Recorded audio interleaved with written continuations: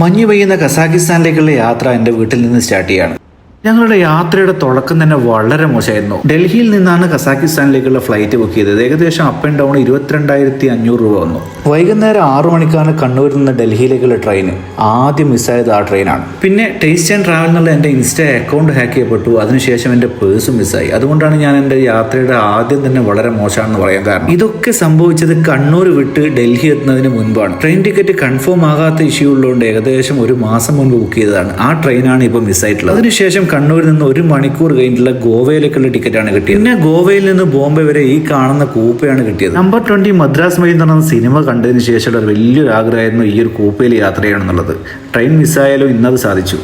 ഈ ട്രെയിനിൽ യാത്ര ചെയ്യുമ്പോഴാണ് ഏകദേശം 300K ഫോളോവേഴ്സുള്ള എൻ്റെ ഇൻസ്റ്റ അക്കൗണ്ട് ഹാക്ക് ചെയ്യപ്പെട്ടതും എൻ്റെ പേഴ്സ് മിസ്സായി. അങ്ങനെ പനവേലിൽ ഇറങ്ങി റെയിൽവേ പോലീസിൽ കംപ്ലൈന്റ് നൽകി നേരെ എയർപോർട്ടിലേക്ക് പോയി. ബോംബെയിൽ നിന്ന് ഡൽഹിയിലേക്കാണ് ഫ്ലൈറ്റ്. കാരണം ബോംബെയിൽ നിന്ന് ട്രെയിൻ ഡൽഹിയിലേക്ക് കൺഫേം ആകാത്തതുകൊണ്ടാണ് ഫ്ലൈറ്റ് ടിക്കറ്റ് എടുത്തത്. ഡൽഹിയിലേക്കുള്ള ഈ എയർ ഇന്ത്യ ഫ്ലൈറ്റ് പുലർച്ചെ 2 മണിക്കായിരുന്നു.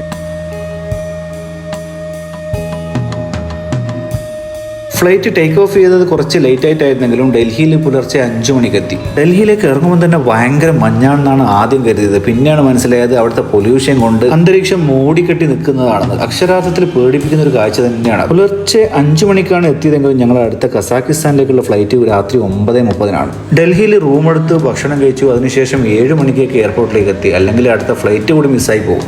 ഡൽഹി എയർപോർട്ടിൽ നിന്ന് ഫ്ലൈ ചെയ്യുന്നത് ഞാൻ ആദ്യമായിട്ടാണ്. ടെർമിനൽ 3 നിന്നാണ് ഫ്ലൈറ്റ്. അത്യാവശ്യം വലിയൊരു എയർപോർട്ട് തന്നെയാണിത്. ചെക്കിനൊക്കെ ചെയ്ത് ബോർഡിംഗ് പാസൊക്കെ കിട്ടി അകത്ത് കയറിയതിനു ശേഷം ഫ്ലൈറ്റ് പുറപ്പെടാൻ ഏകദേശം 2 മണിക്കൂർ സമയമുണ്ട്. അപ്പോഴാണ് 2 രൂപക്ക് ലോഞ്ച് യൂസ് ചെയ്യാന്ന് വിചാരിച്ചത്. അവിടെ നോക്കുമ്പോൾ ഒടുക്കത്തെ തിരക്ക്. പലരും കാർഡ് വന്ന് ചെക്ക് ചെയ്യാണ്. പലരുടെ കാർഡിനും ഈ ഓഫർ ഇല്ല എന്നുള്ളതാണ്. അവസാനം എൻ്റെ കാർഡ് ഓക്കെ ആയി ഞാൻ അകത്തേക്ക് കയറി. ഒരുപാട് ഫുഡ് ഐറ്റംസ് ഉണ്ട് കേട്ടോ. ചപ്പാത്തി, റൈസ്, വെജ് കറി, ചിക്കൻ കറി, അങ്ങനെ ഒരുപാട് ഐറ്റംസിന്റെ മുന്നിലേക്ക് എത്തി. ചപ്പാത്തി, ചിക്കൻ കറി, വെജ് കറി, പിന്നെ കുറച്ച് സലാഡാണ് ഞാൻ എടുത്തത്. 2 രൂപയുടെ ഓഫറിലുള്ള ഫുഡാണ് കഴിക്കുന്നതെന്ന് ഓർക്കണം. വിശപ്പുള്ളതുകൊണ്ട് തന്നെ നന്നായി കഴിച്ചു.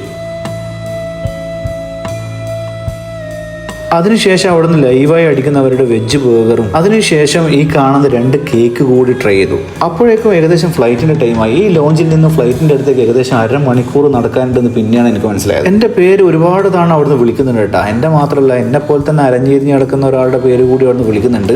ഏകദേശം ഫ്ലൈറ്റ് ടേക്ക് ഓഫ് ചെയ്യുന്നതിൻ്റെ ഏതാണ്ട് മിനിറ്റുകൾക്ക് മുമ്പ് ഞാൻ അവിടെ എത്തി. ഡൽഹിയിൽ നിന്ന് മാത്രമാണ് കസാഖിസ്ഥാനിലേക്ക് ഫ്ലൈറ്റ് ഉള്ളൂ എന്നാണ് എൻ്റെ ഒരു അറിവ്. നിങ്ങളുടെ അറിവിൽ വേറെ എവിടെയെങ്കിലും ഉണ്ടെങ്കിൽ നിങ്ങളൊന്ന് കമന്റ് ചെയ്യുക. ഡൽഹിയിൽ നിന്ന് 9:30 മണിക്കാണ് ഫ്ലൈറ്റ് പുറപ്പെട്ടത്. ഏകദേശം 12:30 മണിക്കേക്ക് അവിടെ ലാൻഡ് ചെയ്യുമ്പോൾ തന്നെയുള്ള കാഴ്ച ഈ സൈഡ് ഗ്ലാസ്സിലേക്ക് മഞ്ഞ് വന്ന് വീഴുന്നതാണ്. എന്ത് കാണാനാണോ നമ്മൾ അവിടെ പോയത്, ലാൻഡ് ചെയ്യുമ്പോൾ തന്നെ ആ കാഴ്ച കണ്ടിട്ടാണ് ഞങ്ങൾ തുടങ്ങുന്നത്. കസാഖിസ്ഥാന്റെ പഴയ തലസ്ഥാനമായിട്ടുള്ള അൽമാട്ടി എയർപോർട്ടിലാണ് ഇപ്പോൾ ഉള്ളത്. അത്യാവശ്യം നീറ്റ് ആൻഡ് ക്ലീൻ ആയിട്ടുള്ള വലിയൊരു എയർപോർട്ട് തന്നെയാണിത്. പക്ഷേ തിരക്ക് വളരെ കുറവായിരുന്നു. കസാഖിസ്ഥാന്റെ ടൈം ഇന്ത്യൻ ടൈമായി 1/2 മണിക്കൂർ ബാക്കോട്ടാണ്. അതായത് ഇന്ത്യൻ ടൈം 12:30 മണിക്കാണ് ഞങ്ങൾ അവിടെ ലാൻഡ് ചെയ്തത്. അപ്പോൾ അവിടുത്തെ ടൈം 12 മണി. ഞങ്ങൾ 3 പേരാണ് ഈ യാത്രയിലുള്ളത്. കസാഖിസ്ഥാൻ ലോക്കൽ നടന്ന ഒരു ടൂർ പാക്കേജ് ബുക്ക് ചെയ്തിട്ടാണ് ഞങ്ങൾ ഈ പോകുന്നത്. അവരുടെ പാക്കേജിന് ചാർജ് ചെയ്യുന്നത് ഏകദേശം 40,000 ടങ്കയാണ്. അത് ഏകദേശം ഇന്ത്യൻ രൂപയിലേക്ക് വരുമ്പോൾ വെറും 6,800 രൂപ. 3 ദിവസമാണ് അവരുടെ പാക്കേജ് വരുന്നത്. ഇന്ത്യക്കാർക്ക് കസാഖിസ്ഥാനിലേക്ക് പോകണമെങ്കിൽ വിസേന്റെ ആവശ്യമില്ല. റിട്ടേൺ ടിക്കറ്റും ഹോട്ടൽ ബുക്കിങ്ങും മാത്രം കരുതിയാൽ മതി. ഞങ്ങൾ റിട്ടേൺ ടിക്കറ്റ് എടുത്തു എന്നല്ലാതെ ഹോട്ടൽ ബുക്കിംഗ് പോലും ഉണ്ടായിരുന്നില്ല. ഡൽഹി എയർപോർട്ടിൽ നിന്ന് റിട്ടേൺ ടിക്കറ്റിനെ കുറിച്ചും ഹോട്ടൽ ബുക്കിങ്ങിനെ കുറിച്ച് ചോദിച്ചു എന്നല്ലാതെ ഇവിടുത്തെ എയർപോർട്ടിൽ നിന്ന് അങ്ങനെയുള്ള ഒരു ചോദ്യം ഉണ്ടായിരുന്നില്ല. റിട്ടേൺ ടിക്കറ്റ്, ഹോട്ടൽ ബുക്കിംഗ് വളരെ നിർബന്ധമാണ്. ഹോട്ടൽ ബുക്കിങ്ങിന് Goibibo, my trip, Airbnb എല്ലാം ചെറിയ റേറ്റിന് റൂം അവൈലബിൾ ആണ്. ഇനിയിപ്പോൾ നിങ്ങൾ സിംഗിളൊക്കെ ആയിട്ട് പോകുന്നതെങ്കിൽ നിങ്ങൾക്ക് ഈ ഹോസ്റ്റൽ സൗകര്യം 600-700 രൂപക്കൊക്കെ ഹോസ്റ്റൽ സൗകര്യം അവൈലബിൾ ആണ് അവിടെ. നിങ്ങൾ വിന്ററിലാണ് അവിടത്തേക്ക് പോകുന്നുണ്ടെങ്കിൽ വിന്റർ വെയർ നിർബന്ധമായിട്ട് കരുതണം. എയർപോർട്ടിനകത്ത് ഹീറ്റ് ചെയ്യുന്നതുകൊണ്ട് തന്നെ നോർമൽ ആയിരുന്നു. പക്ഷെ പുറത്തിറങ്ങുമ്പോൾ നമുക്ക് താങ്ങാവുന്നതിലപ്പുറമായിരുന്നു തണുപ്പ്. എയർപോർട്ടിനകത്ത് തന്നെ എക്സ്ചേഞ്ച് എന്ന് നമ്മുടെ ഇന്ത്യൻ മണി 10,000 രൂപ കൊടുത്ത് അവിടുത്തെ ടങ്ക എക്സ്ചേഞ്ച് ചെയ്തു. ഏകദേശം 47,000 രൂപ കിട്ടി. എയർപോർട്ടിനകത്ത് തന്നെ അവിടുത്തെ സിമ്മും അവൈലബിൾ ആണ്. ഏകദേശം ഇന്ത്യൻ രൂപ 1000 രൂപ വരും. അവിടുത്തെ 6,000 രൂപ. Social media, net unlimited free ആണ്. എത്രയോ കോളും ഫ്രീ ആയിട്ടുണ്ട്. നിങ്ങൾ ബഡ്ജറ്റ് ആയിട്ട് യാത്ര ചെയ്യുന്നവരാണെങ്കിൽ 2-3 പേരൊക്കെ ഉണ്ടെങ്കിൽ ഒരു സിം എടുത്ത് ബാക്കി ഹോട്ട്സ്പോട്ട് ഉപയോഗിച്ചാലും മതി. പുറത്തിറങ്ങുമ്പോൾ അക്ഷരാർത്ഥത്തിൽ ഞെട്ടിച്ചുകൊണ്ടായിരുന്നു അവിടുത്തെ കാലാവസ്ഥ. ഞങ്ങൾ എന്ത് കാണാനാണോ കസാഖിസ്ഥാനിലേക്ക് പോയത്, ആ മഞ്ഞ് വീഴ്ച കണ്ടു തന്നെയായിരുന്നു തുടക്കം. നല്ല ഹെവി സ്നോഫോൾ തന്നെയാണ് ഞങ്ങൾക്ക് അവിടെ കാണാൻ പറ്റിയത്. വിന്റർ വെയർ ഒക്കെ കരുതിയതുകൊണ്ട് അതൊക്കെ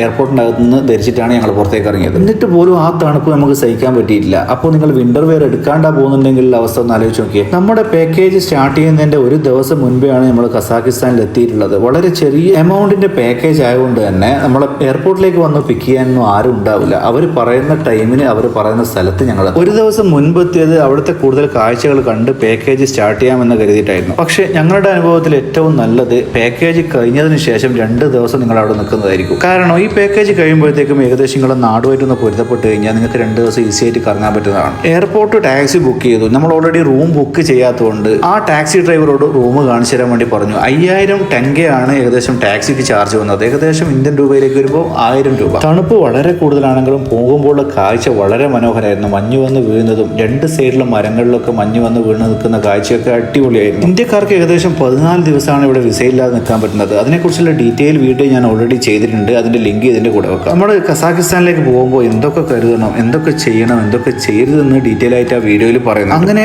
ഡ്രൈവർ കാണിച്ച റൂം കിട്ടി. കൂടുതൽ സെർച്ച് ചെയ്യാനൊന്നും നിന്നിട്ടില്ല. കാരണം അവിടെ ഭയങ്കര തണുപ്പായിരുന്നു. ലേറ്റായി എത്തിയത് 2 ദിവസത്തെ ഉറക്ക് ബാക്കിയുള്ളതുകൊണ്ട് തന്നെ വേഗം കിടന്നങ്ങ് ഉറങ്ങി. പിറ്റേന്ന് അവിടുത്തെ ഒരു ഗ്രോസറിയിൽ കയറി അത്യാവശ്യം വേണ്ട ഫ്രൂട്ട്സും പിന്നെ മൊബൈൽ ചാർജ് ചെയ്യാൻ വേണ്ടിയിട്ടുള്ള ഒരു പിന്നും വാങ്ങിച്ചു. നമ്മൾ ഇവിടുന്ന് ഉപയോഗിക്കുന്ന ചാർജറും അവിടുത്തെ പ്ലഗും തമ്മിൽ വളരെ വ്യത്യാസമുണ്ട്. ആ കാണുന്ന ചെറിയ ഓറഞ്ചും കാക്കപ്പഴമാണ് വാങ്ങിച്ചിട്ടുള്ളത്. രണ്ടും ഒടുക്കത്തെ ടേസ്റ്റ് ആണ്. പിന്നെ തണുത്ത കാലാവസ്ഥ ആയതുകൊണ്ട് തന്നെ എപ്പോഴും ഫ്രിഡ്ജിൽ വെച്ച ഒരു തണുപ്പുണ്ടാവും. നമ്മൾ കണ്ടതും കാണാത്തതായിട്ടുള്ള ഒരുപാട് തരം ഫ്രൂട്ട്സ് അവിടെ ഉണ്ട് കേട്ടോ. നമ്മൾ ആദ്യമായിട്ട് പോകുന്നവർക്ക് അവിടുത്തെ ഭക്ഷണം പിടിക്കുമെന്ന് എനിക്ക് തോന്നുന്നില്ല കേട്ടോ. ഞങ്ങൾക്ക് എന്തായാലും പിടിച്ചിട്ടില്ല. അതുകൊണ്ടാണ് കൂടുതൽ ഫ്രൂട്ട്സ് ഒക്കെ വാങ്ങി വെച്ചത്. ഇത് റൂമിൽ നിന്ന് ഇറങ്ങുമ്പോൾ തന്നെയുള്ള ഒരു കാഴ്ചയാണ്. എവിടെയാണ് സ്ഥലം എന്ന് പോലും അറിയില്ല. ഈ കാണുന്ന റൂമിലാണ് ഞങ്ങൾ താമസിച്ചിട്ടുണ്ടായിരുന്നത്. റൂം വലിയ വൃത്തിയോ കാര്യങ്ങളോ ഒന്നും തന്നെ ഉണ്ടായിരുന്നില്ല. നമുക്ക് വന്ന പാട് ടൈമില്ലാത്തത് കൊണ്ട് തന്നെ കിട്ടിയ റൂം അങ്ങോട്ട് എടുത്തു മാത്രം. പക്ഷെ ആ റൂമിന്റെ പുറത്തുള്ള കാഴ്ച കണ്ടല്ലോ, അടിപൊളിയായിരുന്നു. ഇത് എവിടെയാ സ്ഥലം എന്ന് പോലും ഞങ്ങൾക്ക് അറിയില്ല. കാരണം ഞങ്ങളുടെ പാക്കേജിൽ പെടാത്തൊരു സ്ഥലമായിരുന്നു ഇത്.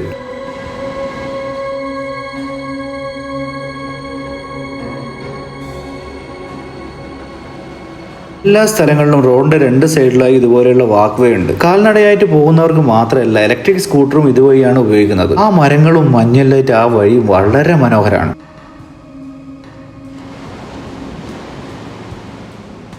ഇവിടെ വന്നു കഴിഞ്ഞാൽ നമ്മൾ നേരിടാൻ പോകുന്ന ഏറ്റവും വലിയ പ്രശ്നം ഭാഷ തന്നെയാണ്. അവർക്ക് കസാക്ക് ഭാഷ അല്ലെങ്കിൽ റഷ്യൻ ഭാഷയില്ലാതെ മറ്റൊരു ഭാഷ അറിയില്ല. നമ്മൾ എഴുന്നേൽക്കുമ്പോൾ ഏകദേശം ഉച്ചക്കത്തെ 1 മണിയൊക്കെ ആയിട്ടുണ്ടായിരുന്നു. അപ്പോൾ നമ്മൾ ഭക്ഷണം കഴിക്കാൻ വേണ്ടി പുറത്തിറങ്ങി ചെറിയ രീതിയിലൊന്ന് ചായ കുടിക്കാമെന്ന് വിചാരിച്ചു. അവിടെ ആകെ ഉള്ളത് 2-3 ഐറ്റംസ് മാത്രമാണ്. ഈ കാണുന്ന പിസ്സയും ആ ചിക്കൻ പപ്സ് പോലുള്ള എന്തോ ഒരു സാധനമാണ് അവിടെ ഉണ്ടായിരുന്നത്. ഈ കാണുന്ന ഒരു പീസ് പിസ്സയും ആ ചിക്കൻ പപ്സ് പോലുള്ള സാധനം, അതിൻ്റെ അവിടുത്തെ പേരെന്താണെന്ന് അറിയില്ല. നമ്മൾ ടേസ്റ്റ് ഏകദേശം നമ്മുടെ നാട്ടിലെ ചിക്കൻ പപ്സിന്റെ ടേസ്റ്റ് ആണ് വരുന്നത്. അതിൻ്റെ കൂടെ കോഫിയും വാങ്ങിച്ചു. ആ ചിക്കൻ പപ്സിന്റെയും പിസ്സേൻ്റെ ഒക്കെ ടേസ്റ്റ് അടിപൊളിയായിരുന്നു. നമുക്ക് കഴിക്കാൻ പറ്റുന്ന ഒരു ടൈപ്പ് ടേസ്റ്റ് തന്നെയാണ്. ആ തണുത്തൊരു കാലാവസ്ഥയിൽ ആ കോഫി എടുക്കുമ്പോൾ കിട്ടുന്ന ഒരു വൈബ് ഉണ്ടല്ലോ, അത് അടിപൊളി കേട്ടോ.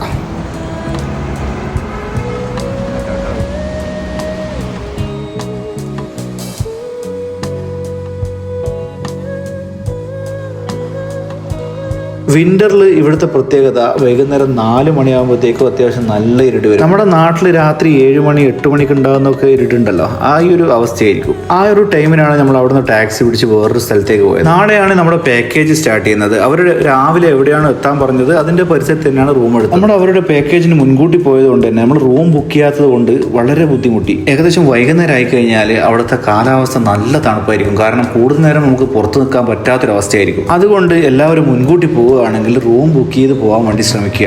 ഇതുപോലെയുള്ള ഇലക്ട്രിക് സ്കൂട്ടറുകൾ നിങ്ങൾക്ക് അവിടുത്തെ നിരത്തുകളിലൊക്കെ കാണാൻ സാധിക്കും. വൂഷ് ബൈക്ക് ആപ്പ് വെച്ചാണ് ഈ ഒരു ഇലക്ട്രിക് സ്കൂട്ടർ ബുക്ക് ചെയ്യേണ്ടത്. അതുപോലെ ടാക്സി ബുക്ക് ചെയ്യാൻ യാൻഡെക്സ് ഗോ എന്ന് പറഞ്ഞ ആപ്പ് ഉണ്ട്. രാത്രിയത്തെ ഭക്ഷണം വാങ്ങിക്കാൻ വേണ്ടി തൊട്ടടുത്തുള്ള ഒരു മാളിലേക്കാണ് പോയത്. അവിടെ പോയപ്പോൾ ജസ്റ്റ് ഈ റീബോക്കിന്റെ ഒക്കെ ഷോറൂം കയറി അവിടെയുള്ള വിന്റർ വെയർസിന്റെ ഒക്കെ റേറ്റ് ഒന്ന് നോക്കി. അത്യാവശ്യം കത്തി റേറ്റ് ആണെങ്കിലും അവിടുന്ന് വാങ്ങിക്കുമ്പോഴുള്ള ഗുണം എന്താണെന്ന് വെച്ചാൽ അവിടുത്തെ കാലാവസ്ഥയ്ക്ക് പറ്റിയ ഡ്രസ്സായിരിക്കും അവിടെ ഉണ്ടാവുക. പുറത്തിറങ്ങിയപ്പോൾ നമ്മുടെ നാട്ടിൽ നിന്ന് MBBSനൊക്കെ പഠിക്കാൻ വന്ന കുറച്ച് സ്റ്റുഡൻസിനൊക്കെ പരിചയപ്പെട്ടു. അവിടുത്തെ കാര്യങ്ങളൊക്കെ ചോദിച്ചറിഞ്ഞു. അങ്ങനെ ആ മാളിൽ നിന്ന് KFC വാങ്ങിച്ച് നേരെ റൂമിലേക്ക് വിട്ടു. ഇതാണ് ഞങ്ങൾ ഇന്നലെ താമസിച്ച റൂം. ഇത് അത്യാവശ്യം നല്ല സൗകര്യമുള്ള റൂമാണ്. ഇതിന്റെ പുറത്തുള്ള കാഴ്ചകളും വളരെ മനോഹരമായിരുന്നു. ഒരു റൂമും കിച്ചണോട് കൂടിയിട്ടുള്ള ഒരു ഹാളും ഒരു ബാത്റൂമാണ് ഉണ്ടായിരുന്നത്. അവിടുത്തെ റൂമുകളിലൊക്കെ ഹീറ്റർ ഉള്ളതുകൊണ്ട് തന്നെ റൂമിന്റെ ഉള്ളിൽ നമുക്ക് തണുപ്പറിയാൻ പറ്റില്ല. പുറത്തിറങ്ങുമ്പോഴാണ് ആ തണുപ്പിന്റെ ഒരു കാഠിന്യം നമുക്ക് മനസ്സിലാകുന്നത്. നമ്മൾ കസാഖിസ്ഥാനിലേക്ക് പോകുമ്പോൾ ശ്രദ്ധിക്കേണ്ട കാര്യങ്ങളെ കുറിച്ചുള്ള ഒരു വീഡിയോ ചെയ്തിട്ടുണ്ട്. അതിന്റെ ലിങ്ക് ഇതിന്റെ കൂടെ വെക്കാം. ഓൾറെഡി ഞാൻ പറഞ്ഞിട്ടുണ്ട് അവിടുത്തെ ലോക്കൽ നടത്തുന്ന പാക്കേജിന്റെ കൂടെയാണ് ഞങ്ങൾ പോകുന്നത്. ഏകദേശം 6800 രൂപയാണ് വരുന്നത്. അവരുടെ നമ്പർ വേണമെങ്കിൽ ഞാൻ താഴെ കൊടുക്കാം. നിങ്ങൾക്ക് വേണമെങ്കിൽ അവരെ കോൺടാക്ട് ചെയ്യാം. നമ്മൾ കസാഖിസ്ഥാനിൽ എത്തിയിട്ടുള്ള ആദ്യത്തെ ദിവസത്തെ വീഡിയോ അവസാനിക്കുകയാണ്. രണ്ടാമത്തെ ദിവസം ഞങ്ങൾ പാക്കേജിൽ അവരോട് കൂടെ ജോയിൻ ചെയ്യും. അവരുടെ കൂടെ ജോയിൻ ചെയ്ത മുതലുള്ള രണ്ടാമത്തെ ദിവസത്തെ വീഡിയോ അടുത്ത പാർട്ടിൽ കാണാം. Bye from taste and travel.